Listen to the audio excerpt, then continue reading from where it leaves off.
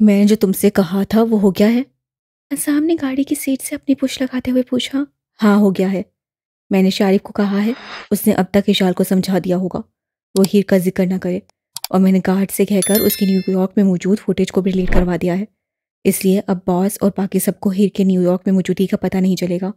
मुझे यकीन है हम आराम से उसे वहाँ से न्यू कैंप में ले जाएंगे। अज़ाक मोबाइल पर अपनी उंगलियां चलाते हुए उसे इन्फॉर्म करने लगा। हाँ, उसकी तुम फिक्र मत करो। बस इतना बताओ, इस तालिया का क्या करना है? तुम्हें नहीं लगता वो अपना मुंह ज़रूर खोलेगी? वो विंडो से बाहर देखते हुए पूछने लगा।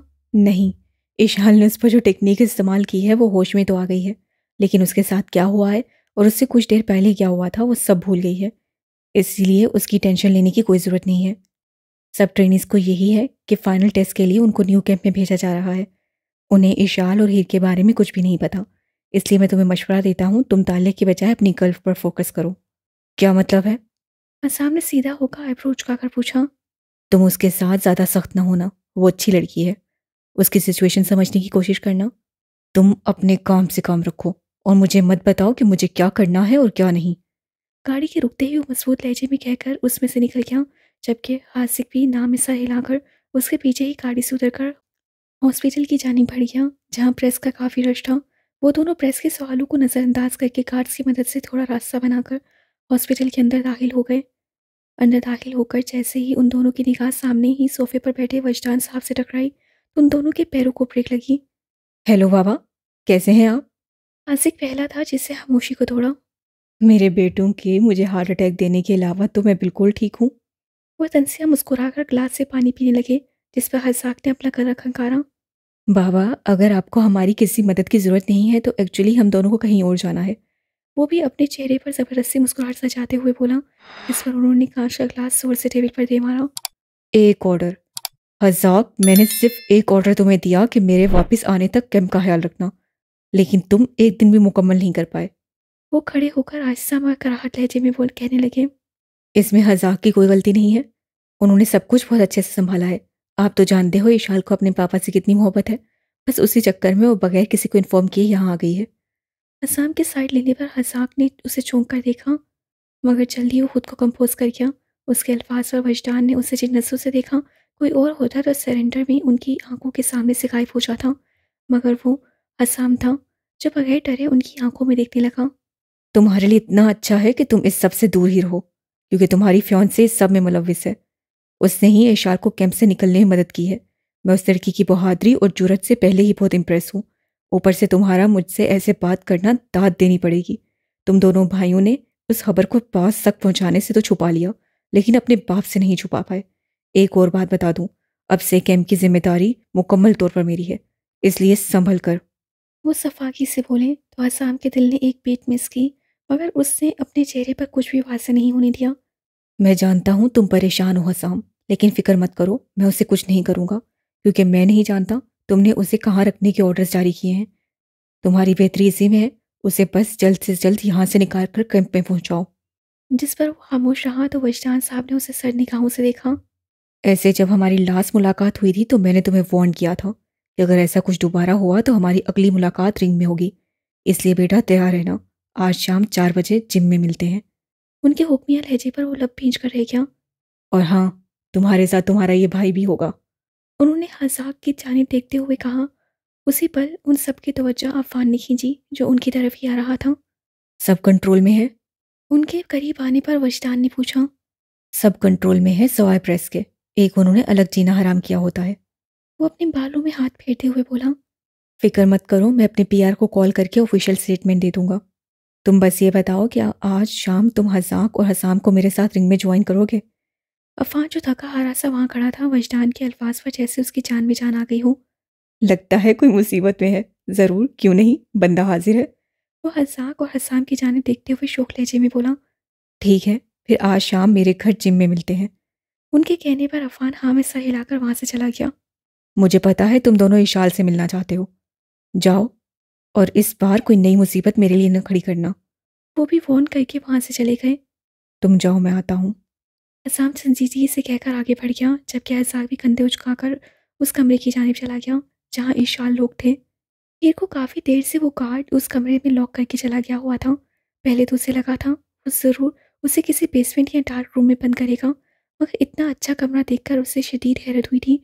उसे सारा वक्त कमरे में टहलते हुए या बैठकर गुजारा था, क्योंकि हसाम का ख्याल ही उसकी जान पर बना हुआ था कि ना जाने वो कैसे रिएक्ट करेगा। अभी वो उसे सोच ही रही थी कि कमरे का दरवाज़ा खुला और सामने ही उसे खड़ा पाकर उसका दिल तेज़ी से धड़कने लगा। जो ब्लैक शर्ट और साथ जीन्स पहने काफ़ी दिलकश लग रहा था, मगर उसकी आंखें उसे काफ़ी अजनबी सी लगीं। क्यों? वो कमरे में दाखिल होकर दरवाजे के साथ ही पुश लगाता हुआ पूछने लगा। उसकी सर्द आवाज़ हीर की समातों से टकराई तो उसका पूरा वजूद खौफ से कँपकँपाया। वो जिन नज़रों से उसे देख रहा था, हीर को लगा जैसे उसने उसके अंदर से सोए हुए शेर को जगा दिया, जिससे वो पाकिस्तान और ब्राज़ील के टाइम पर मिली थी। मुझे माफ़ कर दो, मेरा इरादा ये नहीं था।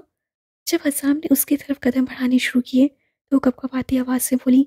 उसी पल जब उसकी नज़र उसके चेहरे से हटकर हाथ पर गई, तो उससे मौजूद चाकू देखकर उसका पूरा वजूद थमा। हसाम, तुम जहाँ हो प्लीज़ वहीं पर रुक जाओ और मेरी बात सुनो। वो खौफ से उससे वहीं रुकने का इशारा करते हुए इल्तिजाइया बोली, मगर वो उससे करीब आता चला गया, जबकि वो उसके हाथ आगे की जाने बढ़ते कदम पर पीछे की तरफ होने लगी। तभी उसकी पुश्त दीवार से जा लगी। असाब, प्लीज़ नहीं, मैं तुम्हारी वाइफ हूँ, कम से कम मुझे कुछ बोलने का मौका तो दो। उससे हिम्मत से कहना चाहा, मगर उसके बावजूद उसकी ज़ुबान लड़खड़ाई। वो बिल्कुल उसके करीब आकर खड़ा हो गया, तो डर और बेबसी से उसकी आंखें नम होने लगीं। बहुत वक्त बाद आज फिर से उसे हसाम से खौफ महसूस हो रहा था। उससे जैसे ही चाकू वाला हाथ ऊपर उठाया, तो उसका दिल तेज़ी से धड़कने लगा, जबकि वो अपनी शिद्दत से भीगती आंखों से डर से बंद कर गई। Please, oh my God! उसी पल उसने चाकू की नोक को अपने गले पर महसूस किया, तो उसका वजूद हौले-हौले लरसने लगा, जबकि उसके मुँह से ये अल्फाज बेहास सा निकले। लेकिन जैसे ही उसकी निगाह गोल्डन ब्लूइश आँखों से टकराई, तो उसका दिल क्या, ये ज़मीन फटे और वो उसमें समा जाए, क्योंकि उनमें सिर्फ वहशत थी, अपनापन तो कहीं नहीं था। मैंने मना किया था या नहीं? वो चाकू की नोक को उसकी गर्दन पर ऊपर-नीचे करते हुए पुरतपिश लहजे में पूछने लगा। हीर में कुछ बोलने की सकत नहीं थी, इसलिए उसने नम आँखों से हाँ में सर हिलाया। हीर, अल्फाज। वो चाकू की नोक को हल्का-सा उसके जिल पर दबाते हुए घुर्राया।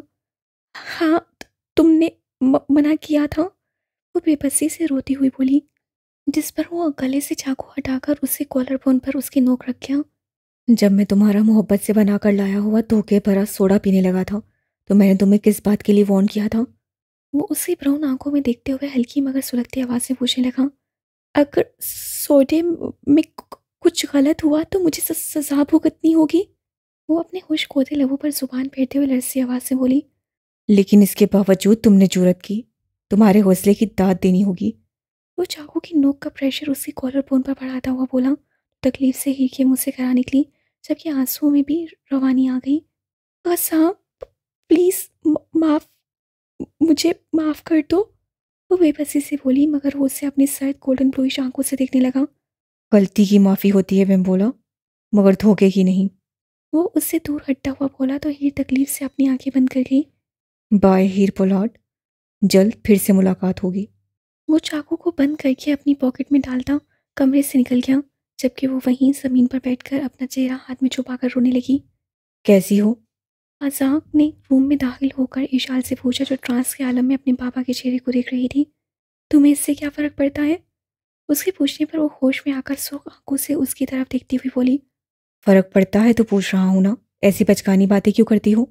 उसकी जानिब देखता हुआ संजीदगी से बोला, अच्छा मजाक है, मुझे पसंद आया। मेरी बातें अब तुम्हें बचकानी ही लगनी। वो उसी से कहकर उसकी जानिब पुश करके ग्लास वॉल की जानिब देखने लगी, जबकि उसकी आंखें वापस से भीगने लगीं। इशाल, क्या चाहती हो मुझसे? कैसे समझाऊं? तुम्हारी फिक्र है तभी तुम्हें देखने के लिए यहाँ मौजूद हूँ। वो एक एक लफ्ज़ पर जोर देते हुए बोला, जिस पर वो गुस्से से उसके रूबरू आ खड़ी हुई। क्या चाहती हूँ मैं? मजाक वजदान, मैं बस इतना चाहती हूँ, मुझे बेवकूफ़ बनाना बंद करो। समझ आया? कितनी परवाह है तुम्हें मेरी, मैंने देख लिया 2 दिन पहले। वो सुलगते लहजे में अपनी आवाज़ को धीमी रखते हुए घुर्राई, जबकि उसे उसकी आंखों के नीचे पड़े डार्क सर्कल्स और पीली सर्द पड़ती रंगत देखकर दिली तकलीफ हुई। इस तरह एक्ट मत करो इशाल। जो मैंने किया है उसकी मैं हरगिज़ माफ़ी नहीं मांगूंगा। अगर वक्त को वापस से दोहराया जाए तब भी मैं यही करूंगा, क्योंकि मुझे तुम्हारी फिक्र है, परवाह है। तुम्हें यूं ही खतरे में नहीं धकेल सकता। ये बात तुम्हें समझ क्यों नहीं आती? वो उससे करीब जाकर उसे समझाते हुए बोला, झूठ। तुम्हें मेरी कोई परवाह नहीं। अगर होती तो मुझ पर यूं बंदिश न लगाते। वो उसके सीने पर पंच मारते हुए बोली, साथ उसकी आंखों से रवानी से बरसने लगी। इस दुनिया में सिर्फ एक वजूद को मेरी फिक्र है, वो मेरे बाबा है, जो इस वक्त जिंदगी और मौत से लड़ रहे हैं और कोई नहीं है। प्लीज उन्हें बोलो ना वापस आ जाए, शायद तुम्हारी मान ले, मेरी नहीं सुन रहे। वो उसके शर्ट को मुट्ठियों में भींचकर उसके सीने पर सर रखकर हारे लहजे में रोते हुए बोली, श्श, चुप हो जाओ, अंकल को कुछ नहीं होगा, देखना वो जल्द ठीक हो जाएंगे। वो उसके सर पर हाथ रखकर पूरी इत्मीनान लहजे में बोला, जबकि वो और शिद्दत से रोने लगी। चुप कर जाओ इशाल, मुझे तुम्हारे आंसू तकलीफ देते हैं। वो उसके सामने बोलना नहीं चाहता था, मगर खुद को रोक नहीं पाया। उसके अल्फाज पर इशाल को अपनी पोजीशन का एहसास हुआ। वो दुखते गालों से उसके हौसलार से निकल गई। सॉरी, मुझे नहीं पता चला। कब, कैसे? लड़खड़ाती आवाज़ में अपनी पलकें झुकाते हुए बोली। कोई बात नहीं, तुम बस प्लीज रो मत, देखना अंकल बिल्कुल ठीक हो जाएंगे। लेकिन डॉक्टर ने कहा है कि अगर उन्हें अगले 24 घंटे तक होश नहीं आया तो वो कोमा में चले जाएंगे। वो अजियत से आंखें बंद करते हुए बोली। Look at me Ishal, your father is strong, he won't leave easily. वो उसे यकीन दिलाते हुए बोला, and what if he did? वो अपने हाथ की जानिब देखती हुई इंतहाई आजिज़ी से बोली। ऐसा सोचना भी मत, अंकल बिलावल कभी भी अपनी बेटी की यहाँ आने की कोशिश को रायगा नहीं जाने देंगे। तुम बस देखती जाओ, वो जल्दी होश में आ जाएंगे। असाम जो अभी कमरे में दाखिल हुआ था, इशाल के आखिरी अल्फाज सुनकर वो उसके पास आकर बोला, जिस पर ना चाहते हुए भी उसके लब धीरे से मुस्कुराए। यही मुस्कुराहट, बिल्कुल यही वाली, ये बहुत अच्छी लगती है मुझे। असाम ने उसे तंग करते हुए कहा, जिस पर वो मुस्कुराकर नाम सा हिला कर रह गई। वैसे सॉरी गाइस, मेरी वजह से आप लोगों को इतनी परेशानी का सामना करना पड़ा, लेकिन मैं क्या करती, इसके अलावा कोई और रास्ता नहीं था। कुछ पल बाद वो खामोशी तोड़ते हुए बोली, उसके बारे में ज़्यादा टेंशन न लो, बस अंकल पर ध्यान दो, और प्लीज़ साथ में खुद की डाइट का भी ख्याल रखो। देखो कितनी जर्द हो गई है रंगत। आसिक ने उसकी जानिब देखते हुए कहा, लेकिन शारिब भाई बहुत गुस्सा है। वो अफसुर्दगी से बोली। क्यों, उसे क्या प्रॉब्लम है? सेवा तो हम दोनों की होने वाली। असाम ने वजदान साहब के अल्फाज याद करके आईब्रो झुकाते हुए कहा, व्हाट? वो नासमझी से पूछने लगी। इसकी बातों पर ज़्यादा ध्यान ना दो, ये सिर्फ हमारी बाबा के साथ रिंग में होने वाली मुलाकात के बारे में बात कर रहा है। The ring? वो शौक से बेहासा बोली। फिक्र मत करो, अब हम दोनों बड़े हो गए हैं, हैंडल कर लेंगे। असाक ने मुस्कुराकर उसे यकीन दिलाते हुए कहा। चलो अब हमें निकलना चाहिए, 3:30 हो चुके हैं। असाम ने वॉच की तरफ देखते हुए कहा। हाँ तुम ठीक कह रहे हो, हमें हरगिज़ देर नहीं करनी चाहिए। इशाल, कुछ चाहिए हो या किसी भी चीज़ की ज़रूरत हो, प्लीज़ मुझे कॉल कर देना, मैं हर सूरत तुम्हारे सामने हूँ। उससे कहने पर उसे हाँ में सर हिलाया तो वो दोनों वहां से निकल गए। ये पहनो। असाक ने हुक्मिया लहजे में कहा। What? Assam plain white shirt पकड़ते हुए नासमझी से पूछने लगा। ये गारमेंट्स हमने स्विट्ज़रलैंड में मौजूद मेरी कंपनी के लिए तैयार किए हैं। उन्हें इस तरह से तैयार किया गया है कि गिरने और पंच लगने की सूरत में दर्द को अपने अंदर जज्ब कर लेते हैं। इनका मटेरियल मोटा नहीं है, बल्कि नॉर्मल ही है, बस आम लिबास से थोड़ा मुख्तलिफ है। मुझे लगता है आज हमें इसकी ज़रूरत है, इसलिए चुपचाप पहनो। ले तो हसाम उसे उलझती नजरों से देखता रहा, मगर फिर सर झटक कर चेंजिंग एरिया में चला गया। कपड़े तब्दील करने के बाद वो लोग सीधा जिम चले गए, जहाँ वजदान और अफान मौजूद थे। तुम दोनों तैयार हो? वजदान साहब ने अपने दोनों साहबजादों की तरफ देखते हुए पूछा। जी हम तैयार हैं। उन दोनों ने एक जुबान में कहा। ओके आ जाओ, मैं भी इस लम्हे का बहुत बेसब्री से इंतज़ार कर रहा था। वो कहकर कुर्सियां क्रॉस करके रिंग के सेंटर में जाकर खड़े हो गए। क्या तुम ठीक हो? असाक ने हाँफते हुए अपने भाई के बराबर फर्श पर लेटते हुए पूछा। वजदान और अफान को यहाँ से गए 15 मिनट से ऊपर का टाइम हो चुका था, लेकिन उन दोनों में इतनी हिम्मत नहीं थी कि खड़े हो जाएं, क्योंकि उनके वजूद में उठता दर्द नाकाबिले बर्दाश्त था। हाँ बस इतना ठीक हूँ जितना होना चाहिए। बहरहाल मैं तुम्हें और तुम्हारी स्विट्ज़रलैंड की टीम को मशवरा देना चाहता हूँ कि अपनी एंटी शॉक वाली शर्ट्स और पेंट्स को अपग्रेड करो, क्योंकि पापा के पड़ने वाले पंचिस के सामने कुछ भी नहीं है। असाम ने आंखें बंद किए हुए कहा। अरे यार, मैंने कब कहा था कि हम प्रोफेशनल्स हैं? हम लोग तो खुद अभी तजर्बे करने की स्टेज पर हैं। असाक के यूं कहने पर उससे अपना रुख उसकी तरफ करके उसे घूरा। हाँ जी बिल्कुल, अब बस बहाने ही बनाओगे। वो उठकर बैठते हुए बोला। अंकल अफान बिल्कुल भी झूठ नहीं कह रहे थे जब उन्होंने कहा कि वो हमारी हड्डियों को अच्छी तरह से नमक मिर्च लगाकर सेकेंगे। वो उसकी जानिब देखता हुआ बोला, जो टेबल से पानी की बोतल उठाकर अपने लबों से लगा चुका था। उस आदमी की बातों को कभी हल्का नहीं लेना चाहिए, वो जो कहता है कर गुजरता है। बाबा को तो पता था, वो बहुत फुर्ती से और बेरहमी से मारते हैं। लेकिन असल मज़ा तो अफ़ान अंकल ने सिखाया है। उनका तरीका बाबा से बिल्कुल मुख्तलिफ है। लगता है उन्होंने मार्शल आर्ट्स की जदीद टेक्निक्स भी सीखी हैं। शुरू में थोड़ा वक्त लेते हैं, लेकिन बाद में सही बजाते हैं। असाम ने पानी पीने के बाद बोतल उसकी जाने बढ़ाते हुए कहा। तुम्हें वो वक्त याद है जब हम दोनों ने पहली बार बाबा का रिंग में सामना किया था? उसने उसके हाथ से बोतल थामते हुए पूछा। हाँ बिल्कुल। क्या तुम्हें याद है वो आखिरी बार था जब तुम मेरे साथ ऐसे मौजूद थे? उसके पूछने पर हज़ाक ने खुद को मुख्तलिफ ललकाबात से दिल ही दिल में नवाजा कि आखिर उसे क्या ज़रूरत थी ऐसे सवाल करने की। अभी उसने उन दोनों के रिश्ते में थोड़े फासले कम किए ही थे और अब फिर से ये। वो ध्यान से असाम की जानिब देखने लगा, जो टॉवल से अपने बाल खुश्क करके जिम के दरवाजे की जानिब बढ़ गया था। तुम कहाँ जा रहे हो?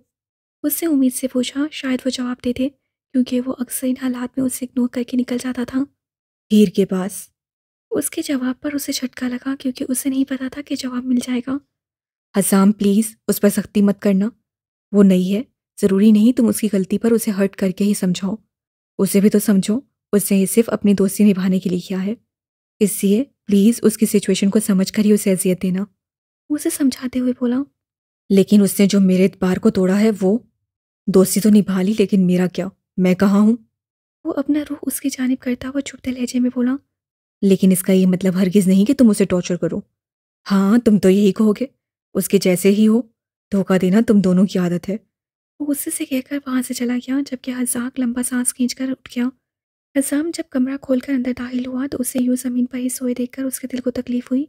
उसके जाने के बाद वो दीवार के साथ बैठी मुसलसल सिसकती रही, और रोते रोते कब उसकी आंख लग गई उसे पता भी नहीं चला। उसने पास आकर उसे बाहों में उठाकर बेड पर लेटाया, फिर उसके चेहरे से बाल हटाए, जो रोने की वजह से सुर्ख हुआ पड़ा था। उसकी नसें जैसे ही उसकी गर्दन पर मौजूद हल्के से कट पड़ गईं, जहाँ खून जमा हुआ था। वो उसे देखकर नीचे की जानिब झुका और अपने लब वहां रख गया। असाम।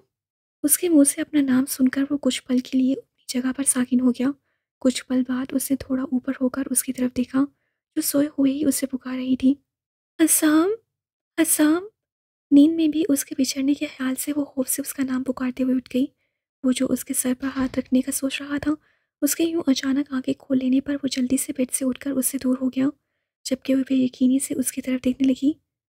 खसाम, तुम सच में हो यहाँ? वो बेड से उतरते हुए कपकपाती आवाज़ से पूछने लगी, क्योंकि उसका यहाँ होना उसे झूठ लग रहा था। उससे करीब जाकर उसके चेहरे को अपने हाथों से छूना चाहा, मगर वो उसके हाथ पकड़कर उसकी ये कोशिश रोक गया। प्लीज़, मुझे माफ़ कर दो। उसे सिसकते हुए उसकी बाहों में छुपना चाहा, मगर वो उससे एक कदम दूर हो गया, जिस पर वो तड़प कर रह गई। खसाम, प्लीज़ देखो, जो सज़ा देनी है दे दो, पर खुद से दूर मत करो। I am sorry. वो उसका हाथ पकड़ते हुए भीगे लहजे में बोली। फ्रेश होकर आओ, हमें जाना है। वो वॉशरूम की जानिब इशारा करते हुए बोला तो हीर को उसकी बेहिसी पर मज़ीद रोना आया। मैंने सोचा था ये पिघलने लगा है, मगर पत्थर कैसे पिघल सकता है भला? वो उसके दिल पर उंगली रखते हुए नम आंखों से बोली। जो कहा है वो करो, मुझे अपने अल्फाज दोहराना पसंद नहीं। वो टूक लहजे में बोला तो वो सख्ती से लब भींच कर सुर्ख होती आंखों से उसकी तरफ देखने लगी। जब वो वहां से नहीं ली तो उसे बाजू से पकड़कर वॉशरूम के अंदर ले गया। अभी अपना फेस खुद वॉश करोगी, ये भी मैं ही करा दूँ? वो आईब्रो उचकाकर कराहत लहजे में पूछने लगा। तुम वॉश करा दो, इसी बहाने तुम्हारे हाथ तो लगेंगे मेरे चेहरे पर। वो अपने सीने पर बाजू बांधते हुए बोली। 5 मिनट हैं तुम्हारे पास ही। अगर तुम फ्रेश होकर बाहर नहीं आई तो मैं तुम्हें यहाँ ही छोड़कर चला जाऊंगा और लेने वापस भी नहीं आऊंगा। वो उसे फोन करता वॉशरूम से निकल गया। वो भी लंबा सांस खींचकर जल्दी से अपना मुंह धोने लगी, क्योंकि वो जानती थी जैसा वो कह रहा है कर गुजरेगा। इसे ठीक 5 मिनट के बाद वो उसके सामने खड़ी थी। वो एकदम उनके दरमियान का फासला कम करके उससे करीब हुआ और अपने हाथों की उंगलियों की मदद से उसके बालों को ब्रश करने लगा, जिस पर हीर के दिल ने एक बीट मिस की, क्योंकि उसे इस चीज़ की बिल्कुल तवक्का नहीं थी। वो उसके हुलिये से मुतमिन होकर उसे अपने पीछे चलने का इशारा करके दरवाजे की जाने पड़ गया, तो वो भी खुद को संभाल कर उसके छोड़े कदमों के निशानात पर अपने पाँव रखते हुए उसके पीछे पीछे चलने लगी। क्या कार्ल ने पोर्टर्स को हमारे बारे में गलत इन्फॉर्मेशन दे दी है? वो हाईवे पर पहुंचकर फ़ोन पर किसी से रब्ता करते हुए पूछने लगा। जी सर, उन्होंने कह दिया है कि आप लोग बॉस के घर जा रहे हो। ठीक है। वो कहकर कॉल बंद कर गया। हीर जो तब से खामोशी से बैठी हुई थी, उसने गाड़ी को हाईवे के बाद जंगलात की जानिब देख जाते देखा, तो वो शौक की हालत में आसाम की तरफ देखने लगी। तो फाइनली तुम मेरा कत्ल करने वाले हो। वैसे ये काम तुम खुद करोगे या किसी के हाथों से करवाओगे? वो रोड से नजर हटाकर उसके चेहरे की जानिब देखने लगा। कोई और क्यों, मैं हूं ना, अपने हाथों से ही तुम्हारा काम तमाम करूंगा। उसके सफाकी से कहने पर वो हैरत से फैली आंखों से उसकी तरफ देखने लगी। असाम, इतना बेहिस और पत्थर दिल होना भी ठीक नहीं होता। ऐसा भी कुछ गलत नहीं किया मैंने। सिर्फ असाम के अचानक सड़क के दरमियान में गाड़ी रोक देने पर उसके मुंह से निकलते अल्फाज से फेंक लगी और मुंह खोले उसकी तरफ देखने लगी, जो सुलगती निगाहों से उसे ही देख रहा था। जबकि बाहर गाड़ियों के बजते हॉर्न की आवाज़ें उनके कानों से टकराने लगी। तुम्हारी ये कुछ नाहास गलती तुम्हारे साथ साथ किसी और की जान को भी दांव पर लगा सकती थी।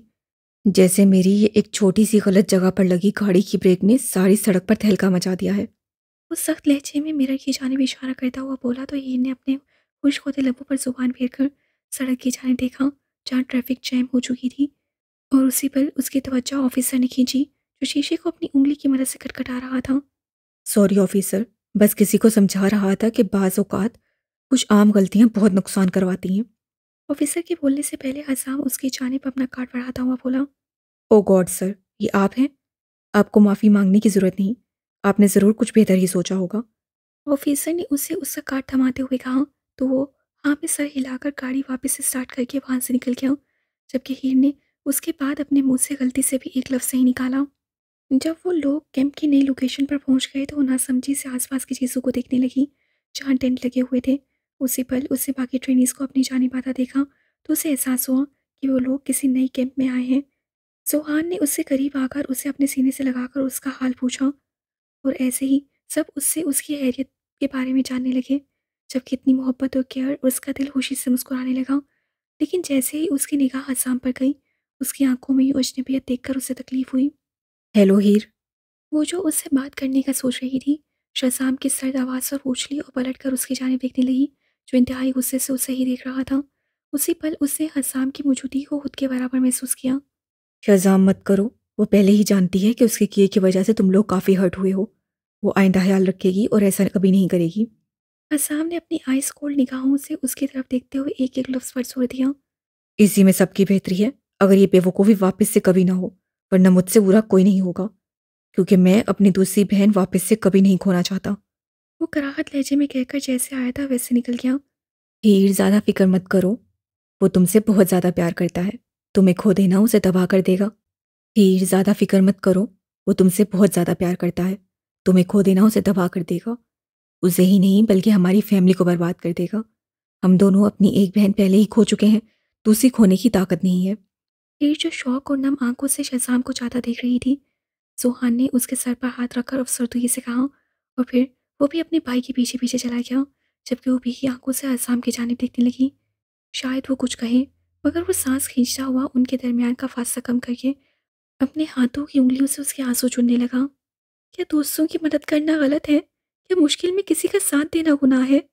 वो रोते हुए उसके चेहरे को देखते हुए पूछने लगी।